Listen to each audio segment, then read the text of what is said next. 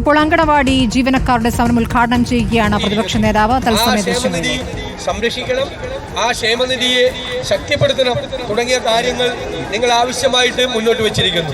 Retire ചെയ്യുമ്പോഴുള്ള gratuity കോടതി വിധിയുണ്ട്, supreme കോടതി വിധിയുണ്ടെന്ന് ഇവിടെ അധ്യക്ഷ പ്രസംഗത്തിൽ പറഞ്ഞു. എന്നിട്ട് ഇതുവരെ അത് വിതരണം ചെയ്യുന്നില്ല. ഒരു ആനുകൂല്യങ്ങളും വിതരണം, മോശം ഭക്ഷ്യ സാധനങ്ങൾ കൊടുക്കുന്നു. അതെ അതെ, അതുപോലെയുള്ള ഒരുപാട് ആനുകൂല്യങ്ങൾ, നിങ്ങൾ ESI ആനുകൂല്യങ്ങൾ കിട്ടുന്നില്ല തുടങ്ങിയ 10 പ്രധാനപ്പെട്ട ആവശ്യങ്ങൾ മുന്നിൽ വെച്ചുകൊണ്ടാണ് ഈ സമരം നടത്തുന്നത്. ഞാൻ ഉത്സവമൊക്കെ വർദ്ധിപ്പിക്കണം, 1200 രൂപ 5000 രൂപയാക്കി വർദ്ധിപ്പിക്കണം തുടങ്ങിയ 10 ആവശ്യങ്ങൾ. ഞാൻ അധ്യക്ഷൻ എല്ലാ കാര്യങ്ങളും പറഞ്ഞുകൊണ്ടാണ് ഞാൻ എല്ലാ വിഷയങ്ങളും ആവർത്തിക്കാത്തത്. എനിക്ക് കാണാതെ അറിയാം, 10 ആവശ്യങ്ങളും കാണാതെ അറിയാം. ഞങ്ങൾ പറയുന്നു, ഒന്നുകൂടി നിങ്ങളുടെ വിഷയം അതിശക്തമായി കേരളത്തിലെ നിയമസഭയിൽ നിങ്ങളുടേത് മാത്രമായി അവതരിക്കും. പിന്നെ ഓരോ സമരം കാണുമ്പോൾ നമുക്ക് കണ്ടറിയാം സമരം എങ്ങോട്ട് പോകുന്നു.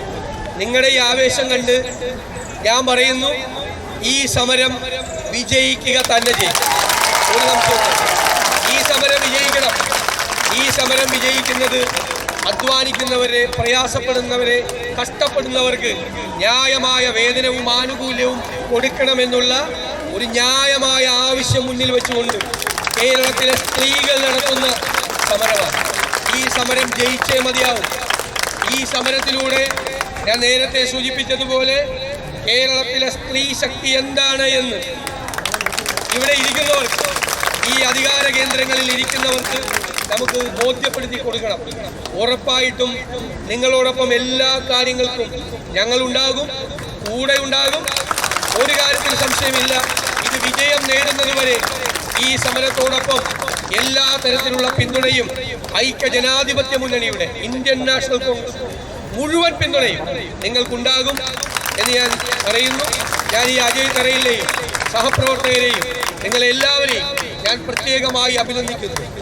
എവിടെ ചെന്നാലും, മണ്ഡലത്തിൽ പോയാലും, കാസർഗോഡ് പോയാലും, തിരുവനന്തപുരത്ത് വന്നാലും ഒരു അംഗൻവാടി ജീവനക്കാരിയെ കാണാതെ പോകാൻ പറ്റില്ലല്ലോ. എവിടെ ചെന്നാലും കാണാം. അപ്പോഴെല്ലാവരും പറയുന്ന പരാതിയാണ്. അവരുടെ പരാതി ഗൗരവമായി എടുത്ത് സംസ്ഥാന തലത്തിൽ സെക്രട്ടേറിയറ്റിന്റെ മുന്നിൽ ഒരു സമര കൊടുങ്കാറ്റാക്കി അതിനെ മാറ്റാൻ മുൻകൈയെടുത്ത ഈ സംഘടനയെ, അതിന്റെ ഭാരവാഹികളെ ഞാൻ ഒരിക്കൽ കൂടി നന്ദി പറഞ്ഞുകൊണ്ട്, അഭിവാദ്യം ചെയ്തുകൊണ്ട് ഈ സമരത്തിൽ പങ്കെടുക്കുന്ന എല്ലാ സഹോദരിമാരെയും പ്രത്യേകമായി അഭിവാദ്യം ചെയ്തുകൊണ്ട് ഈ വരാൻ പോകുന്ന ബാക്കി ജില്ലകളിൽ നിന്നൊക്കെ നിങ്ങൾ തിരുവനന്തപുരത്തുകാരാണ്.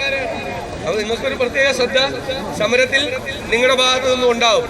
ഈ സമരം നമുക്ക് വിജയിപ്പിക്കണം, അതിനു വേണ്ടിയിട്ടുള്ള പ്രവർത്തനങ്ങളുമായി മുന്നോട്ട് പോകണം എന്ന് മാത്രം വിനയപൂർവ്വം പറഞ്ഞുകൊണ്ട് സെക്രട്ടേറിയറ്റിന്റെ മുന്നിൽ നിങ്ങൾ ആരംഭിച്ചിരിക്കുന്ന ഈ രാപ്പകൽ സമരം ഉദ്ഘാടനം ചെയ്തതായി അറിയിക്കുന്നു. നന്ദി. അങ്കണവാടി ജീവനക്കാരുടെ സമരം, അടിസ്ഥാന വർഗത്തിന്റെ സമരം, അവർ ജീവിക്കാനുള്ള ശമ്പളം ആവശ്യപ്പെട്ടുകൊണ്ടുള്ള സമരത്തിലേക്ക് അങ്കണവാടി ജീവനക്കാരും നീങ്ങുകയാണ്. സമരം ഉദ്ഘാടനം ചെയ്യുകയായിരുന്നു പ്രതിപക്ഷ നേതാവ്.